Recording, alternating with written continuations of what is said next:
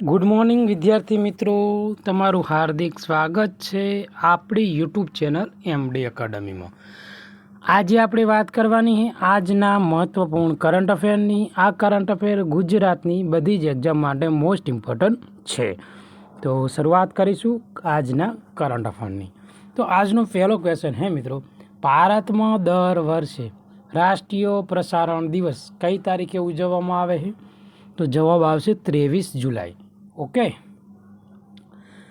તો ભારતમાં સંગઠિત જે રેડિયો પ્રસારણની શરૂઆતના સન્માનમાં મિત્રો દર વર્ષે 23 જુલાઈ છે મિત્રો, તેને રાષ્ટ્રીય પ્રસારણ દિવસ ઉજવવામાં આવે છે। અને જે 1927માં ભારતીય પ્રસારણ કંપનીની સ્થાપના સાથે શરૂ થઈ હતી। તો 23 જુલાઈ 1927માં ભારતીય પ્રસારણ કંપનીની સ્થાપના થઈ હતી। અને જે આ સંગઠિત રેડિયો છે એની શરૂઆતના ભાગરૂપે 23 જુલાઈને આપણે મિત્રો રાષ્ટ્રીય પ્રસારણ દિવસ તરીકે ઓળખીએ છીએ। આ દિવસ ભારતની યાત્રામાં રેડિયોની ઉત્ક્રાંતિ અને પ્રભાવને સ્વીકારે છે। સ્વતંત્રતા પહેલાં સંદેશા વ્યવહારની જે ભૂમિકાને લઈ ઓલ ઇન્ડિયા રેડિયો દ્વારા આધુનિક ડિજિટલ પ્લેટફોર્મ રૂપાંતર કરવા માટે મિત્રો એક આ મહત્વપૂર્ણ પગલું છે। અને આ 23 જુલાઈનો જે દિવસ છે રાષ્ટ્રીય પ્રસારણ દિવસ, એ આપણા માટે મોસ્ટ ઇમ્પોર્ટન્ટ છે। જેટલા પણ વિદ્યાર્થીઓ મિત્રો આપણા યુટ્યુબ ચેનલમાં નવા હોય તો ચેનલને સબસ્ક્રાઈબ કરી લેજો, જેથી કરીને કરંટ અફેરના વિડીયોની નોટિફિકેશન મળી રહે। આ ઉપરાંત આપણી જે ટેલિગ્રામ ચેનલ છે મિત્રો એમાં જોઈન થઈ જાઓ, જેથી કરીને તમને ડેલી કરંટ અફેરની પીડીએફ, મંથલી કરંટ અફેરની પીડીએફ અને જે ડેલી કરંટ અફેરની ક્વિઝ છે એનો તમે લાભ લઈ શકો। તો બીજો ક્વેશ્ચન છે કે ભારતના કયા રાજ્યમાં જે ખનિજ વારસાને પ્રોત્સાહન આપવા માટે દેશના પ્રથમ ખાણકામ પ્રવાસન પ્રોજેક્ટ શરૂ કરવામાં આવી રહ્યો છે? તો મિત્રો ઝારખંડમાં પ્રથમ જે ખાણકામ પ્રવાસન જે પ્રોજેક્ટ છે ને એ શરૂ કરવામાં આવેલો છે મિત્રો। તો જોઈશું તેની ડિટેલ। તો ઝારખંડમાં પ્રથમ જે ખાણકામ પ્રવાસન પ્રોજેક્ટનું નેતૃત્વ કરી રહ્યું છે, જે ખનિજ સમૃદ્ધિ રાજ્ય તરીકે તેની સ્થિતિનો ઉપયોગ સાંસ્કૃતિક અને જે શૈક્ષણિક પર્યટનને પ્રોત્સાહન આપવા માટે કરી રહ્યું છે। તો શાના માટે કરી રહ્યું છે? તો સાંસ્કૃતિક અને જે શૈક્ષણિક પર્યટન છે એને પ્રોત્સાહન આપવા માટે મિત્રો જે ઝારખંડ છે તેનો પ્રથમ જે આ ખાણકામ પ્રવાસન જે પ્રોજેક્ટ છે એનું નેતૃત્વ કરી રહ્યું છે। ભારતમાં મિત્રો લગભગ 40% જે ખનિજ ભંડાર છે મિત્રો એ ઝારખંડ આ પહેલનો ઉપયોગ કરી ઔદ્યોગિક વારસાને પ્રકાશિત કરવા અને રોજગારીનું સર્જન કરવા અને પ્રવાસોની તકને વિવિધતા લાવવા માટે મિત્રો આ મહત્વપૂર્ણ જે પ્રથમ જે ખાણકામ પ્રવાસન જે પ્રોજેક્ટ છે એનું નેતૃત્વ કરી રહ્યું છે। તો ઝારખંડની જે રાજધાની છે એ તમારે મને કોમેન્ટમાં કહેવાનું છે મિત્રો। આગળ વધીશું તો મુખ્યમંત્રીએ ખેલ પ્રોત્સાહન યોજના હેઠળ કયા શહેરની સરકારે ઓલિમ્પિક મેડલ વિજેતાને 7 કરોડ રૂપિયાના જે રોકડ પુરસ્કારની જાહેરાત કરી છે? તો નવી દિલ્હીમાં। તો નવી દિલ્હીના જે મુખ્યમંત્રી છે મિત્રો રેખા ગુપ્તા મિત્રો, જે નવી દિલ્હીના મુખ્યમંત્રી છે, હાલમાં ભાજપ સરકારનું ત્યાં રાજ છે। તો મુખ્યમંત્રી ખેલ પ્રોત્સાહન યોજના હેઠળ ઓલિમ્પિક અને પેરા ઓલિમ્પિક જે વિજેતા મેડલના રોકડ પુરસ્કારનો નોંધપાત્ર વધારો કરી 7 કરોડ કરવામાં આવ્યો છે। અગાઉ મિત્રો કેટલા કરોડ હતો? તો 3 કરોડ હતો। હવે કેટલો કરોડ કરવામાં આવ્યો? 7 કરોડ। તો વધારો કેટલા કરોડનો થયો? તો 4 કરોડનો વધારો થયો છે। જે દિલ્હી સરકારે મિત્રો મુખ્યમંત્રી ખેલ પ્રોત્સાહન યોજના હેઠળ જે મેડલ આપે છે મિત્રો ઓલિમ્પિક અને જે પેરા ઓલિમ્પિકમાં જે સારું પ્રદર્શન આપણા જે રમતવીરે કર્યું હોય એના માટે મિત્રો આ કહેવાય ને કે પુરસ્કાર આપવામાં આવે છે। તો પહેલાં 3 કરોડ આપવામાં આવતા હતા, હવે 7 કરોડ આપવામાં આવે છે। વધારો કેટલા કરોડનો થયો? તો 4 કરોડનો વધારો કરવામાં આવેલો છે। તો આ ક્વેશ્ચન પણ આવનારી એક્ઝામ માટે મોસ્ટ ઇમ્પોર્ટન્ટ છે।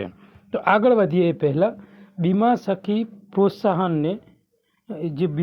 યોજનાને પ્રોત્સાહન આપવા માટે કઈ સંસ્થાએ ગ્રામીણ વિકાસ મંત્રાલય સાથે હસ્તાક્ષર અથવા કે MOU કર્યા છે?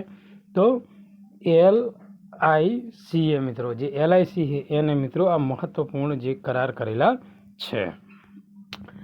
નીતિ આયોગ હેઠળ અટલ ઇનોવેશન મિશનના નવા મિશન ડાયરેક્ટર તરીકે કોની નિમણૂક કરવામાં આવી છે?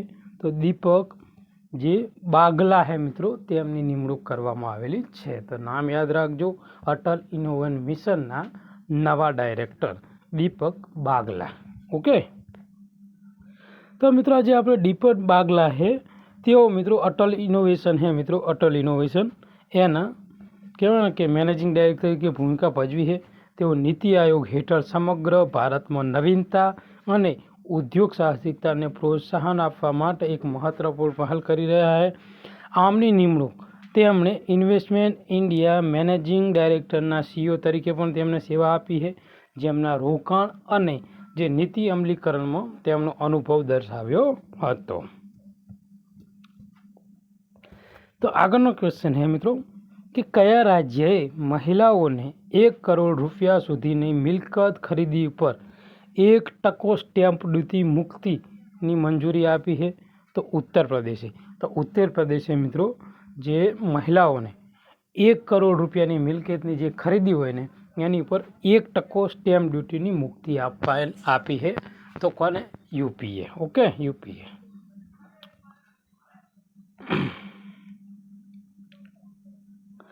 આગળનો ક્વેશ્ચન છે કે કયા ભારતીય રાજ્યના રબરના બગીચાઓ હાલમાં એમ્બ્રોસિયા ભમરાના ઉપદ્રવથી જોખમાયા છે?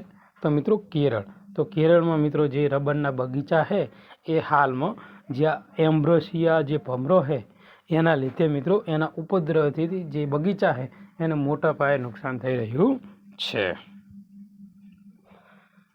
તો મિત્રો આપણે વાત કરીશું આ ક્વેશ્ચનની ડિટેલમાં. તો મધ્ય અને દક્ષિણ અમેરિકામાં મૂળ વતની આક્રમક જીવતા એવા એમ્બ્રોસિયા જે ભમરા છે મિત્રો ના ઉપદ્રવોને કારણે કેરળમાં મિત્રો જે રબરના વાવેતર માટે ગંભીર ખતરાનો સામનો કરી રહ્યો છે.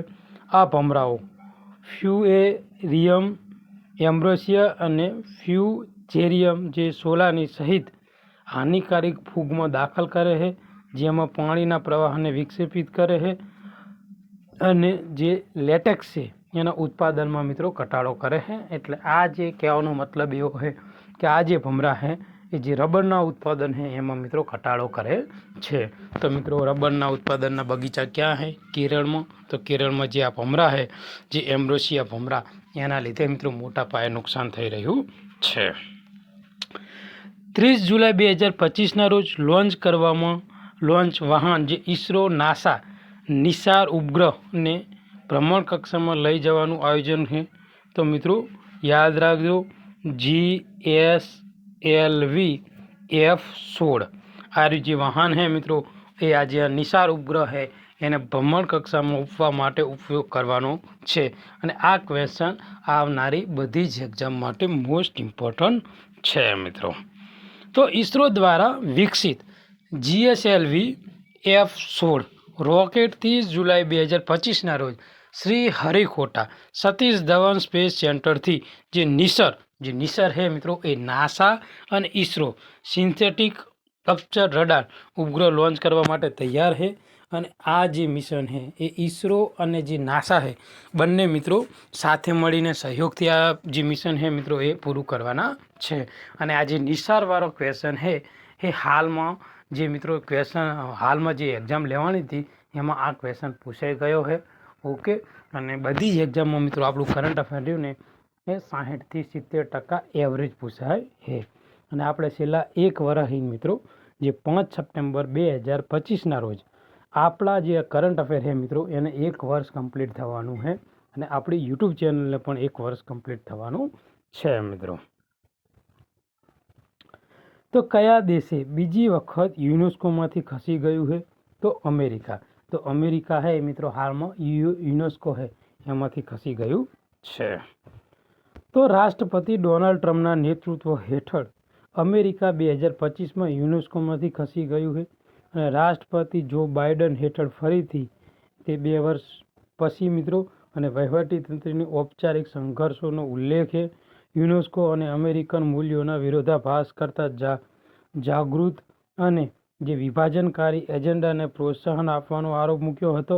ખાસ કરીને તણાવપૂર્ણ સ્થિતિમાં ઇતિહાસ જોવા છે અને 1984 થી 2017 ઇઝરાયેલ જે વિરોધી પૂર્વગ્રહ અને જે નાણાકીય ગેરવહીવટના કારણે તેઓ મિત્રો ખસી ગયાની જાણ છે. કયા દેશે ફેડરલ કાયદા હેઠળ ડોલર પ્લેગ્ડ સ્ટેબલ કોઇનનું નિયમ કરવા માટે મિત્રો જીનિયસ એક્ટ રજૂ કર્યો છે? તો અમેરિકાએ મિત્રો જીનિયસ એક્ટ રજૂ કરેલો છે. ભારતે કયા દેશ સાથે 5 high impact community development project માટે MOU ઉપર હસ્તાક્ષર કર્યા છે? તો ભારતે મિત્રો નેપાળ સાથે હસ્તાક્ષર કર્યા છે. શા માટે? તો 5 high impact community development project માટે. ભારતીય સેનાએ કયા દેશ પાસેથી અપાચે AH-64E એટેક હેલિકોપ્ટરની પહેલી બેન્ચ મળી છે? તો અમેરિકા. ઓકે, તો અમેરિકાનું જે અપાચે AH-64E જે હેલિકોપ્ટર છે મિત્રો એની પહેલી બેન્ચ મળી છે. તો ભારતીય સેનાએ અમેરિકા સ્ટેટ તરફથી મિત્રો જે અપાચે AH-64E જે અટેક હેલિકોપ્ટર છે એની પહેલી બેન્ચ મળી છે, જે ભારતના લશ્કરી આધુનિકરણમાં એક મહત્વપૂર્ણ સીમારૂપ ચિહ્ન છે. બોઈંગ દ્વારા વિકસાવવામાં આવેલા અદ્યતન જે હેલિકોપ્ટર, હેલફાયર અને જે સ્ટેન્ડિંગ મિસાઇલો અને આધુનિક જે એવિયોનિક્સ અને જે વિવિધ ભૂપ્રદેશોને ઉચ્ચ ટકી રહેવા માટે મિત્રો આ જે લડાઈ ક્ષમતા છે એમાં ભારતમાં વધારો કરશે. ઓકે, તો જુલાઈ 2025માં વાસ્કાડુઆ શ્રી સુભૂતિ વિહારયા ખાતે અશોક સ્તંભની પ્રકૃતિનું અનાવરણ કયા દેશમાં કરવામાં આવ્યું છે? તો શ્રીલંકામાં કરવામાં આવેલું છે. તો 21 જુલાઈ 2025ના રોજ શ્રીલંકાના કાલુતારા જિલ્લામાં આવેલ અગ્રણી બૌદ્ધ મંદિર જે વાસ્કાડુઆ શ્રી સુભૂતિ વિહારયા ખાતે મિત્રો અશોક સ્તંભની જે પ્રકૃતિ છે એનું મિત્રો અનાવરણ કરવામાં આવ્યું છે. અને આ પહેલ ભારત અને શ્રીલંકા વચ્ચે ઊંડા મૂળવાળા આધ્યાત્મિક અને સાંસ્કૃતિક જોડાણનું એક શક્તિશાળી પ્રતીક તરીકે કામ કરે છે. અને ખાસ કરીને તેમના સહિયારા જે બૌદ્ધ વારસા દ્વારા મિત્રો તેનું કહેવાય ને કે એકબીજાના સંબંધો અને સાંસ્કૃતિક વારસામાં મજબૂત થાય એ માટે મિત્રો આ મહત્વપૂર્ણ પગલું લેવામાં આવેલું છે. આજના કરંટ અફેરનો લાસ્ટ ક્વેશ્ચન: કયા દેશના વૈજ્ઞાનિકે ઇન વિટો બાયો ટ્રાન્સફોર્મેશન સિસ્ટમનો ઉપયોગ કરી CO2થી મેળવેલા મિથેનોલને સફેદ ખાંડમાં રૂપાંતરિત કરવાની પદ્ધતિ વિકસાવી છે? તો ચીન દ્વારા મિત્રો આ પદ્ધતિ વિકસાવવામાં આવેલી છે. આજનું આ મહત્વપૂર્ણ કરંટ અફેર આપણે અહીંયા પૂરું કરીશું. આ વિડીયો તમને ગમ્યો હોય તો તમારા મિત્રોને શેર કરજો, આપણી ચેનલને સબસ્ક્રાઈબ કરજો. કાલે મળીશું નવા કરંટ અફેર સાથે. ત્યાં સુધી તમારો દિવસ શુભ રહે. થેન્ક યુ, ધન્યવાદ.